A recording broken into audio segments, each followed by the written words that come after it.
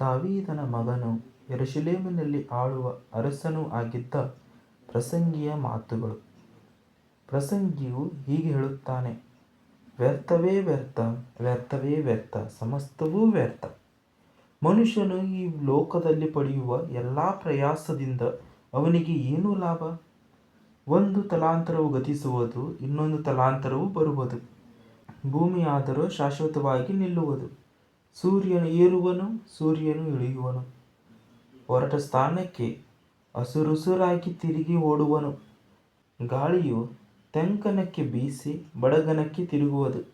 ಅದು ತಿರುಗುತ್ತಾ ಹೋಗಿ ತಿರುಗುತ್ತಾ ಬರುವುದು.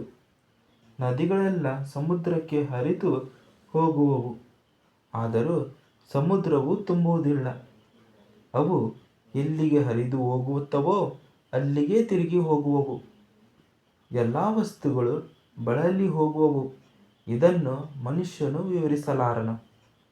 ಕಣ್ಣು ನೋಡಿ ನೋಡಿ ತೃಪ್ತಿಗೊಳ್ಳದು, ಕಿವಿಯು ಕೇಳಿ ಕೇಳಿ ದಣಿಯದು. ಇದ್ದದ್ದು ಇರುವುದು, ನಡೆದದ್ದೇ ನಡೆಯುವುದು. ಲೋಕದಲ್ಲಿ ಹೊಸದೇನೂ ಇಲ್ಲ. ಇಗೋ, ಹೊಸದು ಎನಿಸಿಕೊಳ್ಳುವುದು ವಸ್ತುವಿದ್ದರೂ ಅದು ಪೂರ್ವದಲ್ಲಿ ನಮಗಿಂತ ಮುಂಚಿನ ಯುಗಗಳಲ್ಲಿ ಇದ್ದದ್ದೇ. ಹಿಂದಿನ ತಲಾಂತರಗಳ ಜ್ಞಾಪಕವು ಈಗಿನವರೆಗೆ ಇಲ್ಲ.